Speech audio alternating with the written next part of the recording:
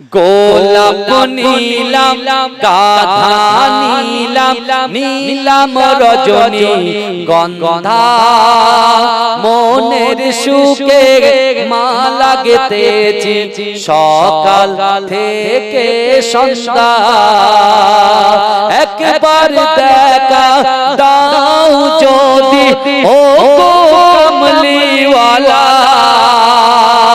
হাসি মুখে পরাবো তোমার হাজার ফুলের মালা বলো ইয়া রাসূলুল্লাহ আরো জোরে এতগুলো মানুষ বসে আছে ফের একবার শুরু করেন খুব সুন্দর বলা তো আপনাদের হ্যাঁ মাশাআল্লাহ পড়েন গোলাপ নীলাম গাধা নীলাম নীলাম রজনী গন্ধা মনের সুখে মালা গেথেছি সকাল থেকে সন্ধ্যা একবার দেখা দাও যদি ও কমলিওয়ালা হাসি মুখে পরাবো তোমার হাজার ফুলের মালা বলো ইয়া রাসূলুল্লাহ ইয়া হাবিবাল্লাহ বলো ইয়া রাসূলুল্লাহ ইয়া হাবিবাল্লাহ সাদা ফুলকে হোসন করি রঙটি কোথায় পেলে সাদা ফুলকে হোসন করি রঙটি কোথায় পেলে নবীজির দাঁত মোবারক সাদা ছিল বলে তাই সাদা ফুলকে তোলে গেথে রাখলাম মালা হাসি মুখে পরাবো তোমার হাজার ফুলের মালা বলো ইয়া রাসূলুল্লাহ ইয়া হাবিবাল্লাহ কালো ফুলকে হোসন করি রঙটি কোথায় পেলে কালো ফুলকে হোসন করি রঙটি কোথায় পেলে নবীজির কেশ মোবারক কালো ছিল বলে তাই কালো ফুলকে তুলে গেথে রাখলাম মালা হাসি মুখে পরাবো তোমার হাজার ফুলের মালা বলো ইয়া রাসূলুল্লাহ ইয়া হাবিবাল্লাহ বলো ইয়া রাসূলুল্লাহ লাল ফুলকে হোসন করি রঙটি কোথায় পেলে লাল ফুলকে হোসন করি রঙটি কোথায় পেলে নবীজির খুন মুবারক লাল ছিল বলে তাই লাল ফুলকে তুলে গেথে রাখলাম মালা হাসি মুখে পরাবো তোমার হাজার ফুলের মালা বলো ইয়া রাসূলুল্লাহ ইয়া হাবিবাল্লাহ বলো ইয়া রাসূলুল্লাহ ইয়া হাবিবাল্লাহ আল্লাহুম্মা ওই নাম ধরে পড়লে দরুদ লাগে মনে শাদ ওই নাম দরিয়া পড়লে দরুদ লাগে মনে শাদ তোমার রূপের বাগান দরিয়া পড়লে দরুদ লাগে মনে শাদ ওই নাম দরিয়া পড়লে দরুদ লাগে মনে শাদ ইয়া রাসূলুল্লাহ ইয়া হাবিবাল্লাহ ইয়া হাবিবাল্লাহ ওই নাম দরিয়া পড়লে দরুদ লাগে মনে দরুদ লাগে মনে শাদ ওই নাম দরিয়া পড়লে দরুদ লাগে মনে শাদ ইয়া রাসূলুল্লাহ ইয়া হাবিবাল্লাহ ইয়া রাসূলুল্লাহ ইয়া হাবিবাল্লাহ তুমি নূরে আলা নূরুল খুদা নূরে মুহাম্মদ ওই নাম দরিয়া পড়লে দরুদ লাগে মনে শাদ ওই নাম দরিয়া পড়লে দরুদ লাগে মনে শাদ আল্লাহুম্মা মোহাব্বতে জোরে জোরে পড়ুন আমার সকল ভাইরা যারা বাড়িতে আছেন বাইরে আছেন যে যেখানে চলে আল্লাহ পাক রব্বুল আলামিনের দরবারে লাখ কোটি শুকরিয়া জ্ঞাপন করি যে আল্লাহ পাক রব্বুল আলামিন এই বহিরা গ্রামে আমাদের মতো গুনাহগার খাতাকার সিয়াকার নাচিস বান্দা বান্দীগুলোকে কিছু সময় এই জান্নাতের বাগানে কোরআন হাদিস ইজমা কিয়াসের কিছু কথা শোনার এবং বসার তৌফিক এনায়েত করে দিয়েছেন সকলে উচ্চ আওয়াজে বলুন আলহামদুলিল্লাহ তারপর পরেই শান্তির দূত সাম্যবাদের সদাচারী ইমামুল হুদা নূরুন আলা নূর নূরে মুজাসসাম সরকার দো আলম মুফাখখারে মওজুদা ইমামুল আম্বিয়া খাতামান নবিয়িন হাবিবুল লবিবে তাবিব আকায়ে মাওলা মুহাম্মদ মুস্তাফা সকলে বলুন সাল্লাল্লাহু আলাইহি ওয়াসাল্লামের রওজা মুবারাকে মাজার মুবারাকে কোটি কোটি দরুদ ও সালাম সকলে বলুন সাল্লাল্লাহু আলাইহি ওয়াসাল্লাম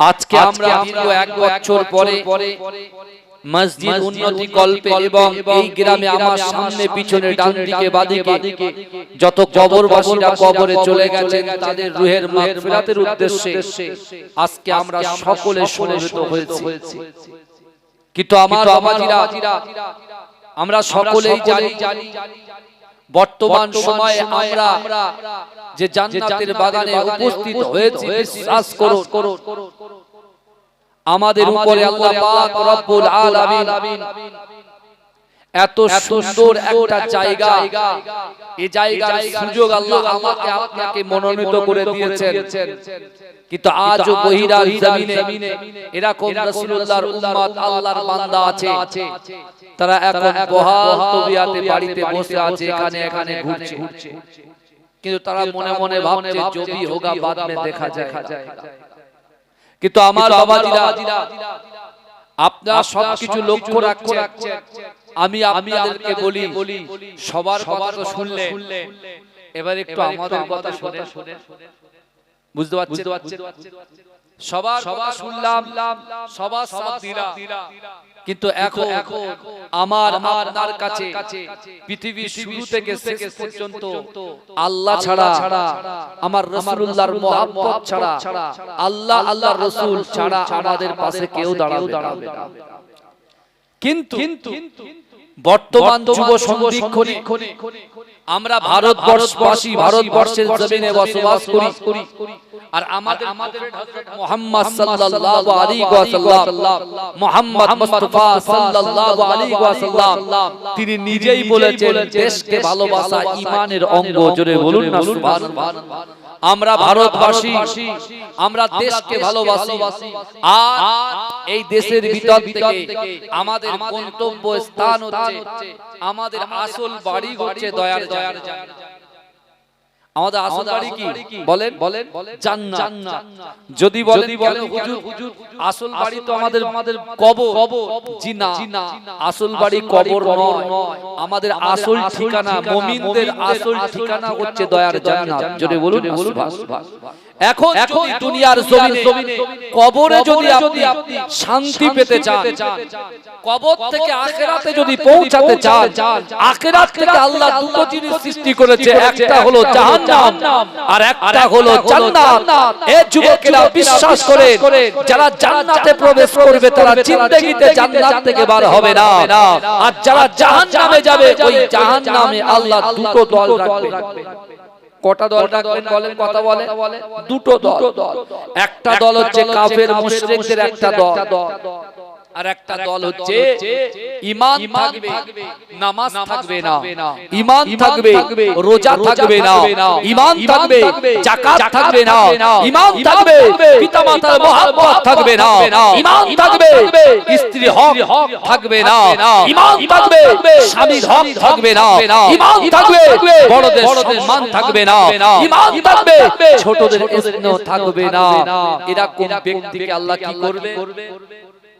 শুধুমাত্র কালেমা তাইয়্যিবা লা ইলাহা ইল্লাল্লাহু মুহাম্মাদুর রাসূলুল্লাহ সাল্লাল্লাহু আলাইহি ওয়াসাল্লাম, এই ঈমানের উপরে ইস্তেকামাত, এই ঈমানে মজবুত যদি থাকে, আমি যে নামাজ, রোজা, যাকাত, হজ, দান, খায়রাত, তাসবিহ, তাহলিল, জিকির, ফিকির যা থেকে দূরে ছিলাম, আল্লাহ ওই নামাজ না পড়লে যে গুনাহ, সেই গুনাহটার আযাব আল্লাহ ভোগ করিয়ে আল্লাহ যদি চায় আল্লাহ জান্নাত থেকে, জাহান্নাম থেকে আমাদেরকে পার করে দয়ার জান্নাত দিয়ে দেবে। জোরে বলুন না সুবহানাল্লাহ। এই জোরে বলবেন না? এটা মহব্বতে বলা যাবে না সুবহানাল্লাহ। কিন্তু আমার ভাইরা, এখন কথা হলো আমরা কিভাবে জান্নাতে যাব? তা কিভাবে জান্নাতে যাব সেটা জানতে হয়। তাহলে কোরআন ফলো করতে হবে, আমার রাসূলুল্লাহর হাদিসগুলোকে ফলো করতে হবে। কারণ আল্লাহ পাক রব্বুল আলামিন এই দুনিয়ার জমিনে তার বান্দা বান্দীকে মহব্বত করে ভালোবেসে আল্লাহ পাক রব্বুল আলামিন আমার রাসূলুল্লাহর উপরে রমজান শরীফে 6666টা আয়াত, 114টা সূরা আমার আল্লাহ পাক নাযিল করেছিলেন। জোরে বলুন না সুবহানাল্লাহ। এজরে বলা যাবে না, এটা চিৎকার দিয়ে বলা যাবে না।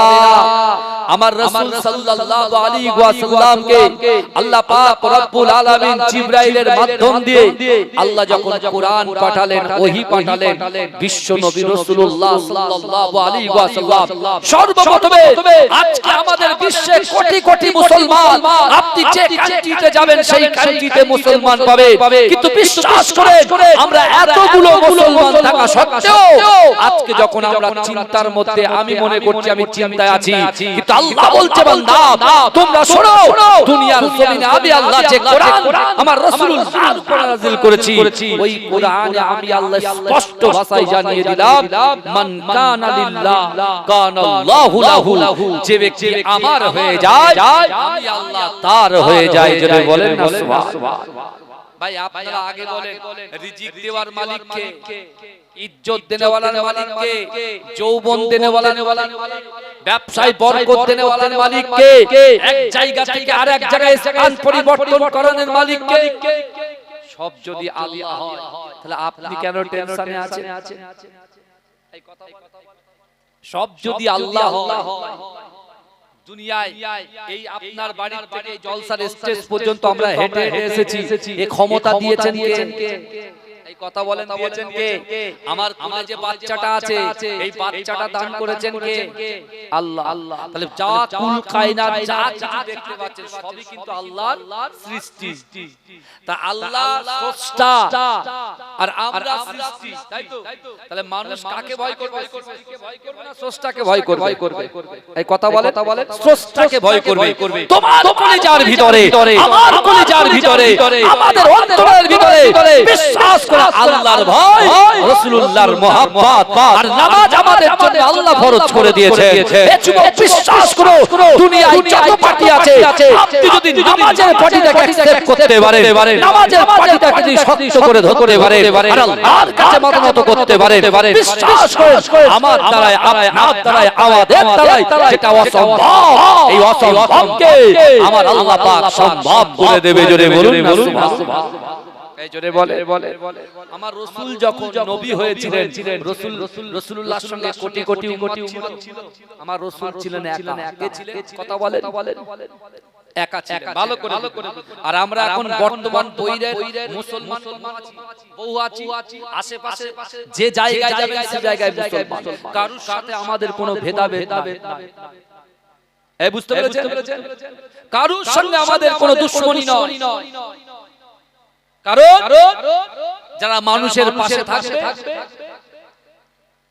মানুষের অভাব অনটনের সময় মানুষকে সহযোগিতা করবে, আল্লাহর রাসূল নিজেই বলেছেন তাদের সাথেই থাকো। এই বুঝতে পেরেছেন আমার কথা? কিন্তু আমার রাসূল সাল্লাল্লাহু আলাইহি ওয়াসাল্লাম 6666 টা আয়াত, 114 টা সূরা রাসূলুল্লাহ মক্কা থেকে প্রত্যেক ঘরে ঘরে যে বন্টন করে দিয়ে হেদায়েতের রাস্তা, দয়ার জান্নাত দেখিয়ে গেছে। জোরে বলুন সুবহানাল্লাহ। আমার ভাই জানেরা, হে নবী পাকের উম্মত উম্মতিরা, হে নবী দেওয়ানারা, বিশ্ব নবী রাসূলুল্লাহ সাল্লাল্লাহু আলাইহি ওয়াসাল্লাম কাবা বাইতুল্লাহ শরীফে আল্লাহর রাসূল যখন কোরআন তেলাওয়াত করে, হে যুবকেরা, মক্কার জমিনে এমন কোন বাড়ি বাকি ছিল না, মক্কার জমিনে এমন কোন নারী বাকি ছিল না, মক্কার জমিনে এমন কোন নেতা বাকি ছিল না, সকলে দলবদ্ধ হবে আমার রাসূলুল্লাহর পাশে বসে বসে বসে বসে কোরআন তেলাওয়াত শ্রবণ করেছে। হে যুবকেরা, হে নবী পাকের উম্মত উম্মতিরা, বিশ্ব নবী রাসূলুল্লাহ সাল্লাল্লাহু আলাইহি ওয়াসাল্লামের কোরআন শুনে মুসলিম জানের প্রথম খলিফা হযরত আবু বকর সিদ্দিক রাদিয়াল্লাহু তাআলা আনহু, আল্লাহর রাসূলের পালক পুত্র হযরত যায়েদ রাদিয়াল্লাহু তাআলা আনহু, আল্লাহর রাসূলের মুহাব্বতে সাহাবা হযরত শেরে খোদা আলী রাদিয়াল্লাহু তাআলা আনহু আমার রাসূলুল্লাহর হাতে হাত দিয়ে কালেমা পড়ে মুসলমান হয়েছিলেন। জোরে বলেন না সুবহানাল্লাহ, জোরে বলবেন না সুবহানাল্লাহ, নারে তাকবীর।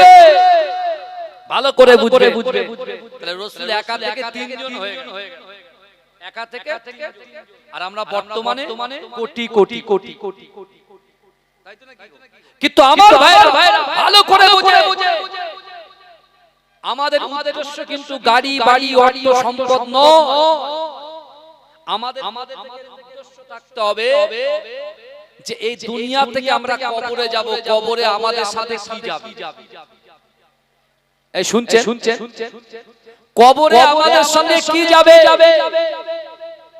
বিশ্বনবী রাসূল সাল্লাল্লাহু আলাইহি ওয়াসাল্লাম ওই কাবা বাইতুল্লাহ শরীফে সাহাবাদের সামনে বলেছিলেন, হে আমার সাহাবারা, মানুষ যখন মৃত্যুবরণ করবে, মানুষ যখন ইন্তেকাল করবে, মৃত্যুর পরে ওই লাশের পিছন পিছন কবর পর্যন্ত তিনটে জিনিস যাবে।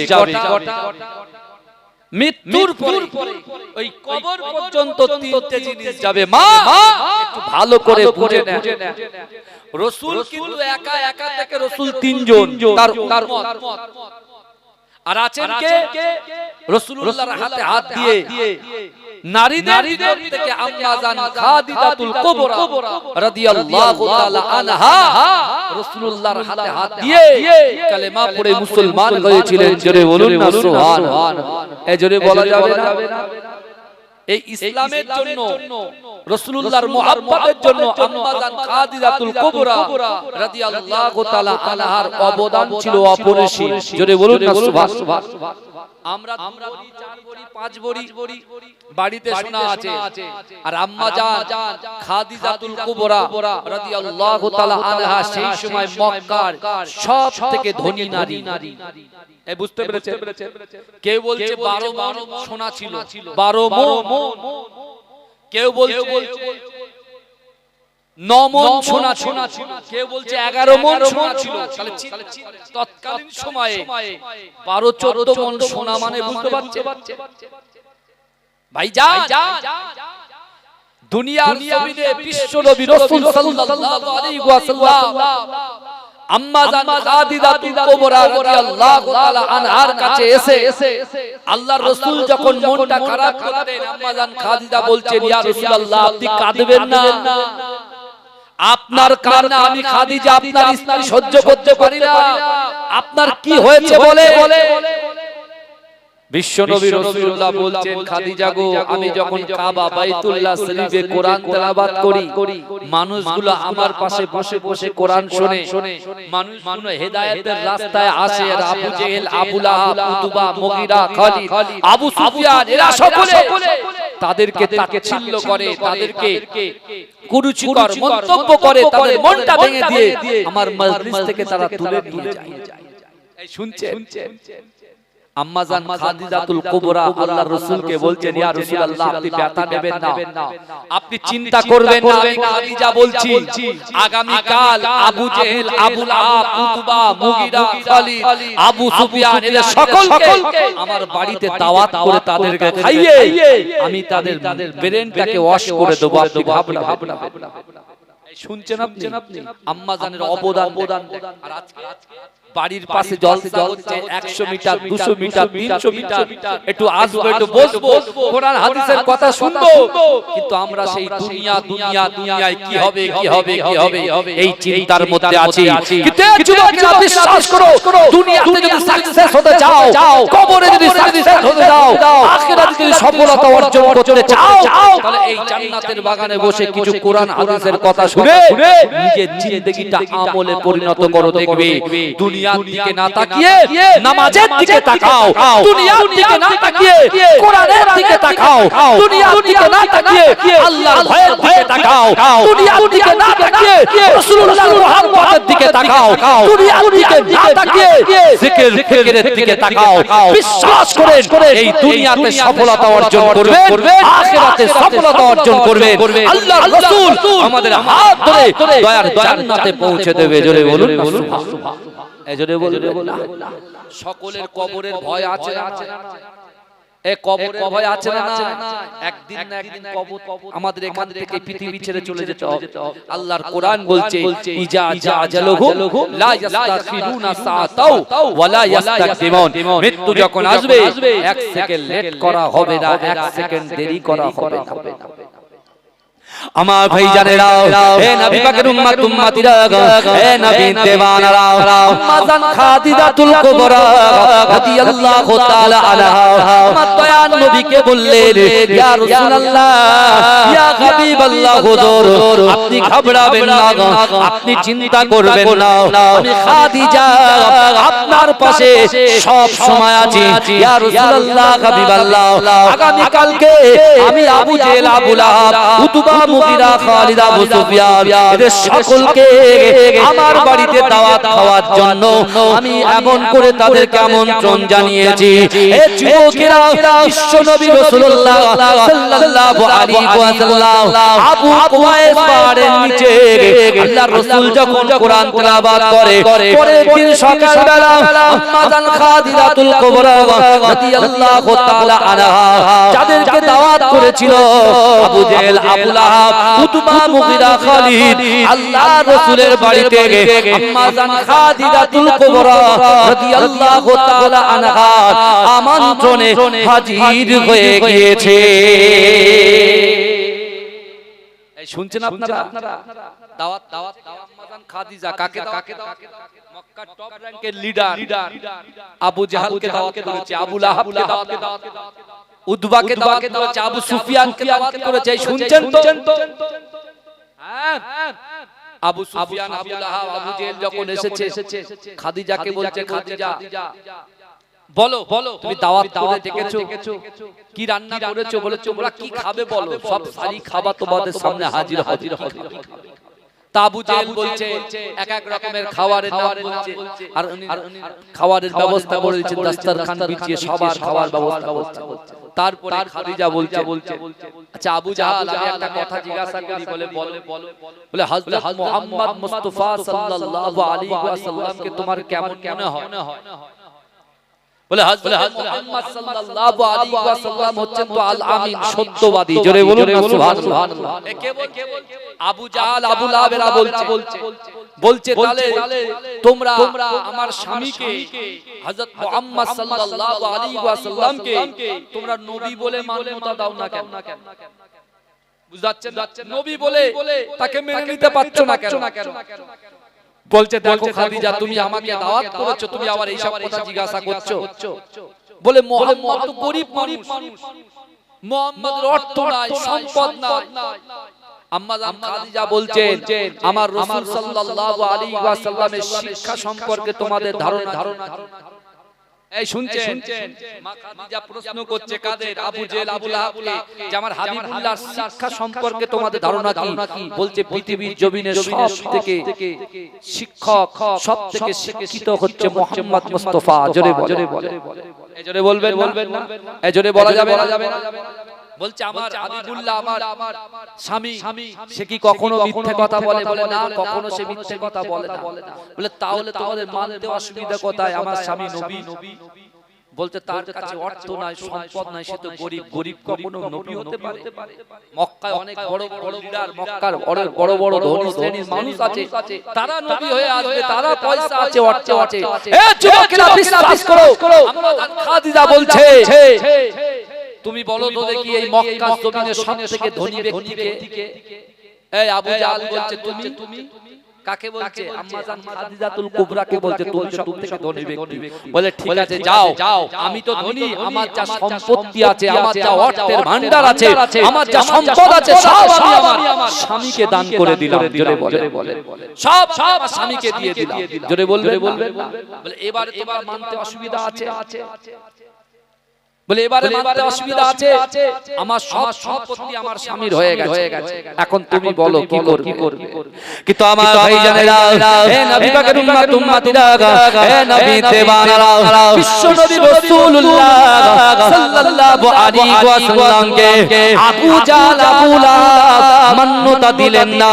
হে যুবকেরা, আম্মা জান খাদিজাতুল কুবরা রাদিয়াল্লাহু তাআলা আনহা বিশ্ব নবী রাসূলুল্লাহ সাল্লাল্লাহু আলাইহি ওয়াসাল্লাম যখন ঘরে প্রবেশ করলেন, ও যুবকেরা, আম্মা জান খাদিজাতুল কুবরা রাদিয়াল্লাহু তাআলা আনহা আমার রাসূলুল্লাহর দিকে তাকিয়ে আছেন। ও যুবকেরা, ও নবী পাকের উম্মতিরা, আমার দয়ার নবী সোনার নবী জনাবে মুহাম্মদ রাসূলুল্লাহ সাল্লাল্লাহু আলাইহি ওয়াসাল্লামের দিকে আম্মা জান খাদিজাতুল কুবরা যখন তাকিয়ে আছে, আল্লাহর রাসূল দেখতে পেলে আম্মা জান খাদিজাতুল কুবরার চোখ দিয়ে ঝরঝর করে পানি পড়ে। ও যুবকেরা, ও নবী পাকের উম্মতিরা, আমার দয়ার নবী সোনার নবী আম্মা জান খাদিজাকে বললেন, ও আমার প্রাণের স্ত্রী খাদিজা, এমন করে কাঁদে।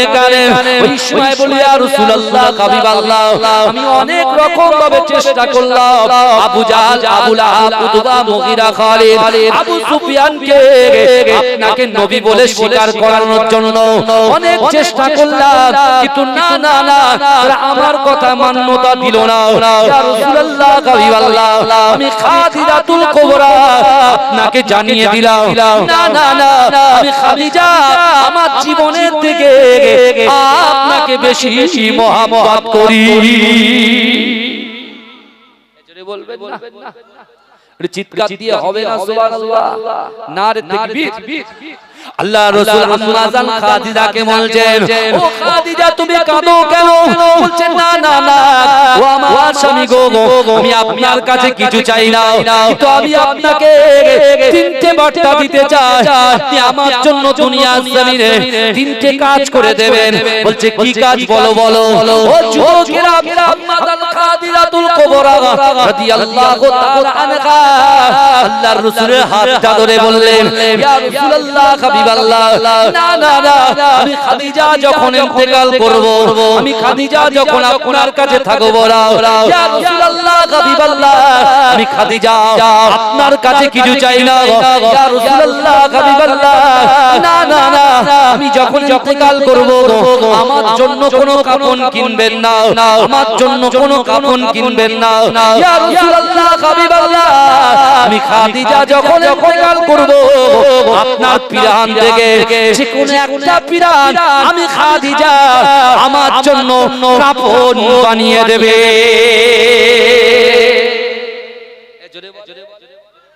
জোরে বলবে না, জোরে হবে না সুবহানাল্লাহ। কি বলছি?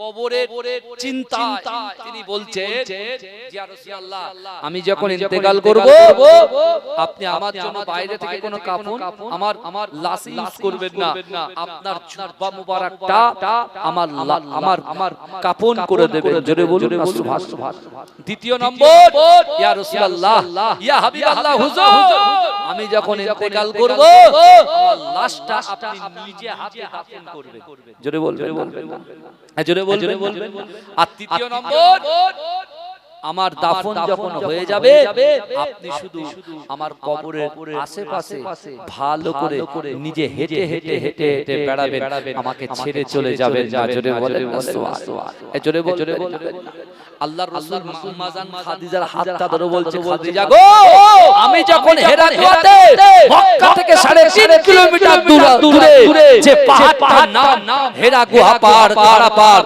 উঠতে সময় লাগে 2 ঘন্টা নামতে সময় লাগে 2 ঘন্টা আজকে তুমি আমার খাদিজা তুমি আমার খাওয়ানোর জন্য ভুক মিটানোর জন্য তুমি রান্না বান্না করে ওই খাড়া পাহাড়ে তুমি আমার জন্য নিয়ে যেতে আবার নিয়ে আসতে জোরে বলবেন আর আপনি আমাকে এই কথা বলছেন কেন আপনি বলছেন কেন আমি কাপড় না পরি আমার জুব্বাটা কেন পরাবো আপনাকে আমার ভাই জানেরা হে নবী পাক উম্মতিরা হে নবী দিওয়ানারা উম্মাদান খাদিজাতুল কুবরা রাদিয়াল্লাহু তাআলা আনহা এই সময় বিশ্ব নবী রাসূলুল্লাহ সাল্লাল্লাহু আলাইহি ওয়াসাল্লামের হাতটা ধরে আল্লাহর রাসূলের হাতটা ধরে কাঁদতে কাঁদতে বলেছিল ইয়া রাসূলুল্লাহ হাবিবাল্লাহ কাল কিয়ামতের মাঠেতে কাল হাসরের মাঠেতে না না না যদি কিয়ামতের মুহাম্মদ ময়দানে আযাবের জন্য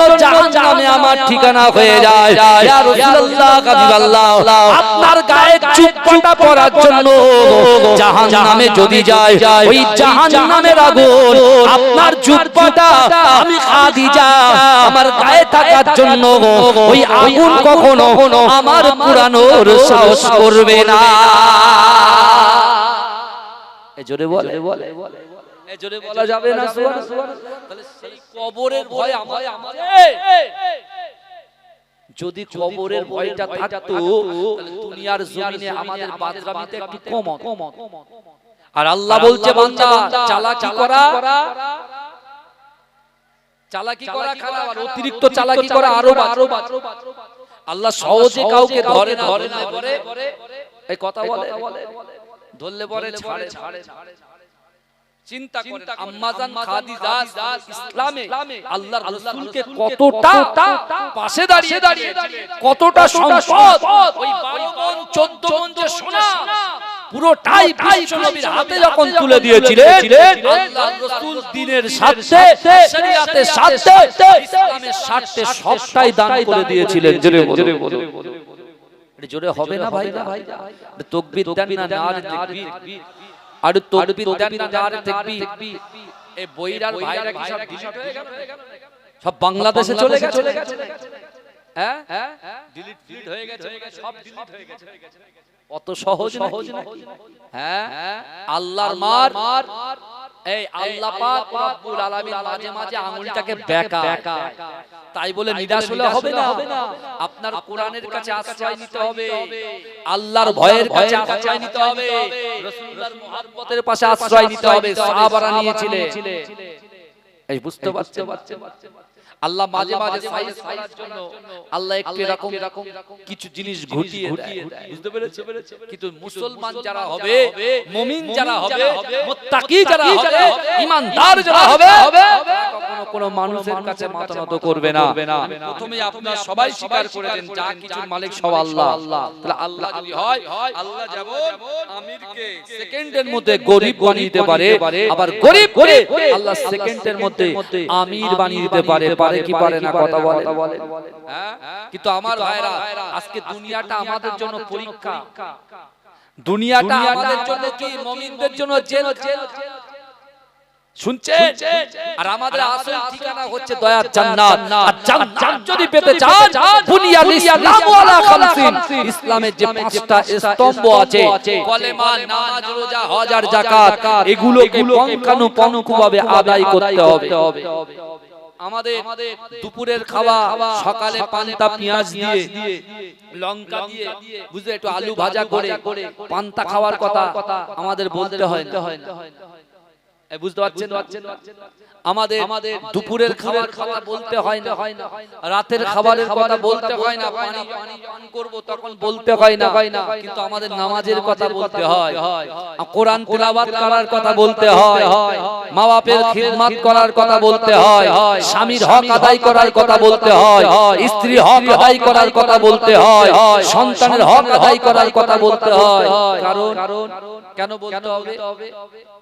নামাজ আমাদের জন্য ফরজ, রোজা আমাদের জন্য ফরজ, যাকাত আমাদের জন্য ফরজ, হজ আমাদের জন্য ফরজ, কিন্তু শরিয়াতটা আল্লাহ জোরপূর্বক কারোর উপরে চাপিয়ে দেননি।